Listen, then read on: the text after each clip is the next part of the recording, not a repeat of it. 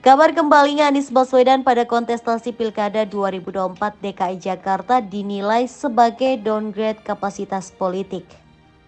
Namun demikian, Direktur Eksekutif Parameter Politik Indonesia Adi Prayitno menilai wajar jika Anies Baswedan disebut-sebut akan kembali maju dalam Pilkada 2024 DKI Jakarta. Sebab menurut Adi, DKI Jakarta merupakan epicentrum politik yang menjadi tolak ukur kekuatan partai politik.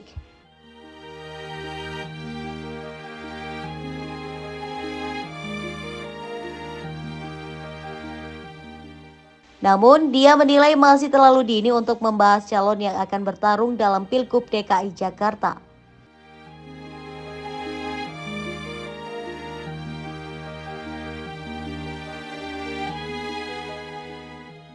Sementara itu, Partai Keadilan Sejahtera atau PKS menyatakan tidak mempermasalahkan jika mengusung Anies lagi pada Pilkada DKI Jakarta 2024.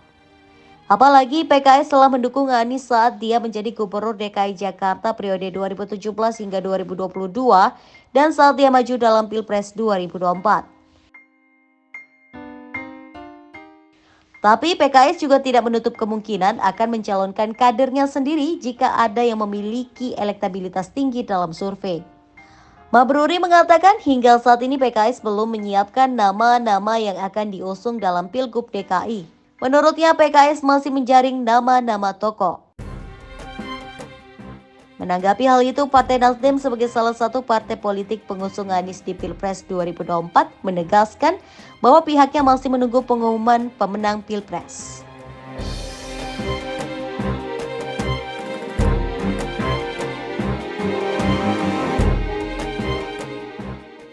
Hermawi tak menjelaskan lebih lanjut mengenai kemungkinan Anies maju di Pilgub DKI sebagai alternatif jika jagoannya paslon nomor urut 1 Anies Baswedan dan Muhaimin Iskandar atau Amin tidak menang dalam Pilpres 2024.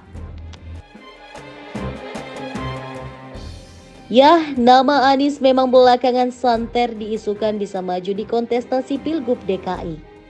Hal itu menyusul perolehan suara sementara paslon 1 Amin yang berada di posisi tanggung alias tidak unggul dibandingkan paslon 02 Prabowo Gibran. Pengamat politik Arifki Kaniagol sebelumnya menyampaikan Anies Baswedan berpotensi maju kembali sebagai calon gubernur dalam Pilgub DKI Jakarta 2024. Sebab Anies masih memiliki popularitas. Anies juga disebut masih memiliki jatah untuk maju. Jatah yang dimaksud adalah Anies baru satu periode menjadi Gubernur DKI Jakarta 2017 hingga 2022 sehingga bisa menjabat satu periode lagi. Anies menyelesaikan masa jabatannya sebagai Gubernur DKI Jakarta pada Oktober 2022 dan diganti oleh pejabat atau PJ Gubernur DKI Jakarta Heru Budi Hartono yang dipilih oleh Presiden RI Joko Widodo merangkap sebagai Kasetpres. Anggi, kalau kita menggunakan variabel survei dalam konteks Pilkada Jakarta ya, Desember itu kita kebetulan punya data survei. Kalau bicara tentang kepada publik di Jakarta, kira-kira kalau Pilkada dilaksanakan hari ini, itu memang top of mind-nya masih tetap Anies Baswedan. Ada kemudian nama Pak Ahok ya. Namun yang ketiga itu yang menurut saya ini pendatang baru, Pak Ridwan Kamil jagoannya Golkar. Di situ juga ada surplus dari kader Golkar namanya Bu Airin Rahmidiani. Baru ada nama Risma, Ariza Patria dan seterusnya dan seterusnya. Nama Ahmad itu, Zaki yang dikasih rekomendasi Ahmad Sahroni itu masih di bawahnya Pak Ahmad Zaki dari Golkar. Zaki belum muncul secara signifikan. Ini Oke. Desember ya, tapi kalau namanya sudah mulai di blow up, saya kira kalau di survei per hari ini akan muncul ya secara signifikan. Yang ingin saya katakan adalah ini kan variabel-variabel persepsi publik soal kira-kira siapa yang akan mereka pilih untuk maju. Persoalannya adalah apakah Anies bisa maju ataupun tidak, belum tentu. Ahok akan maju atau tidak, belum tentu. Kenapa belum tentu kalau menurut Satu, bagi saya kalau Anies maju ini jelas mendowngrade kapasitas politiknya yang sudah naik kelas. Jadi sebenarnya kalau saya jadi Anies, siapapun yang menawarkan diri, apalagi yang tak ada yang menaruhkan diri, nggak mau. Jangan. Cukup sudah menjadi tokoh sentrum dan menjaga stamina politiknya. Mungkin bikin ormas ataupun Tapi bisa nggak gini, kalau misalnya nggak diambil nih tawaran untuk maju Pilgub DKI, ini kan ada jeda 10 tahun, kalau mau maju lagi kan agak berat lagi untuk ngangkat lagi. Ya saya kira Anies tetaplah menjadi salah satu lokomotif figur penting untuk masa yang akan datang. Tergantung kan tidak harus pilkada. mungkin dia tetap menjadi seorang dosen, pengajar, beraktivitas secara sosial, bikin ormas dan seterusnya. Tapi yang ingin saya katakan begini, saya membaca kenapa pertarungan di Pilkada DKI Jakarta ini agak rumit, saya relatif mempertimbangkan wajah-wajah baru yang akan disorong. Kenapa ada nama Ridwan Kamil? Karena bagi Golkar, begitu banyak pilkada di Jakarta, belum pernah punya nama besar. Maka taruh Ridwan Kamil di situ. Kalau mau jujur, sorry to say, Ridwan Kamil di Jawa Barat tidur saja bisa menang. Wah, Karena berarti tingkat, lebih besar kan anggaplah Jawa Barat begitu ya dong. sederhananya. Tapi karena ini Jakarta adalah epicentrum dari sebuah pergerakan politik nasional, Ridwan Kamil perlu di situ ditaruh. Tentu ada variabel-variabel riset yang dipakai. Ridwan Kamil populer, Ridwan Kamil dikenal oleh publik Jakarta, dan tingkat kesukaan orang Jakarta terhadap Ridwan Kamil tinggi. Ini yang sepertinya membuat kenapa Partai Golkar itu meletakkan nama Ridwan Kamil, baru setelahnya itu Ahmad Zaki, untuk dicalonkan untuk maju di 2024. Walaupun Ini dibilang tadi boleh pilih Jawa Barat atau DKI Jakarta. betul, kalau saya menjadi Ridwan Kamil tentu pilih Jawa Barat, tidur saja bisa menang insya Allah.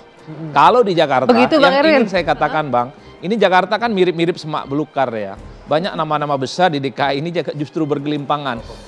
Babak belukar ya, saya nyebutnya semak belukar politik yang seringkali mengalahkan nama besar. Siapa yang tidak tahu Ahok kinerjanya bagus, approval ratingnya tinggi, pemilih rasionalnya juga kuat, kalah sama Anies. Waktu Jokowi maju di 2012 juga Foke dengan Ahok juga juga kalah. Foke 2 kali terjun petahana bebas. Yang kalah ingin di saya Jakarta katakan ya. adalah jangan pernah mendahului kehendak Tuhan kalau pilkada di DKI. Boleh besar, boleh hebat, boleh pemilihnya loyal, tapi belum Artinya tentu nggak bisa sama menang juga dong pertarungan. dengan Ridwan Kamil nama besar belum tentu juga akan bisa perform di Jakarta, begitu dong kalau menggunakan analogi yang tadi Anda Mungkin juga, apalagi nanti misalnya Gerindra punya jagoan kunci dan signifikan namanya Pak Riza Patria.